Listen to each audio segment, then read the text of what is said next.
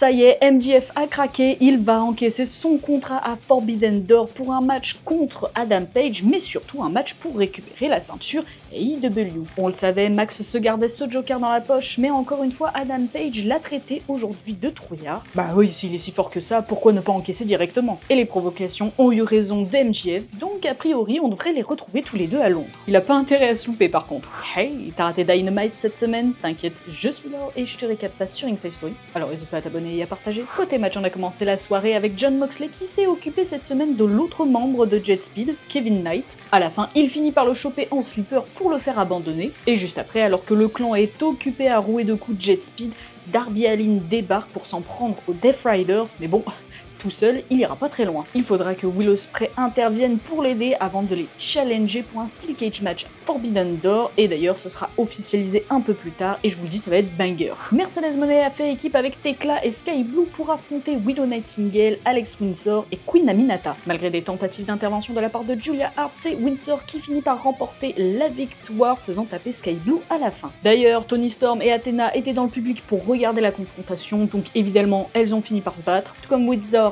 et Monet, ce qui mène à l'organisation d'un match entre les deux équipes pour Dynamite Glasgow. Cope a affronté Stokely Hathaway, enfin non, il a plutôt martyrisé Stokely Hathaway, ce qui force FTR à intervenir et ce qui donc sonne la disqualification. Et qui vient sauver Cope? Christian Cage avec Spike en main vient faire fuir FTR. Cope et Cage font donc alliance pour repousser Nick Wayne et Kip Sabian qui voulaient en profiter. Mais attention les amis parce que ça va encore plus loin. Cage et Cope vont faire équipe à Forbidden Door pour affronter Nick Wayne et Kip Sabian et j'espère de tout cœur que c'est les jeunes qui vont gagner. Les Young Bucks et la Don Callis Family ont affronté Hiromu Takahashi, Tomohiro Ishii, Brody King et Hologram. Sur la fin, Hologram se lance sur les Bucks, permettant à Takahashi de conclure la confrontation en terminant Josh Alexander pour le compte de 3. Et on annonce d'ailleurs que Takahashi aura sa chance pour le titre TNT à Forbidden Door en affrontant Kyle Fletcher. Et dans le main event, The Ops a affronté la faction ingobernable et attendez, ça fait quand même 2 fois de suite qu'on a l'AFI en main event d'un show AEW.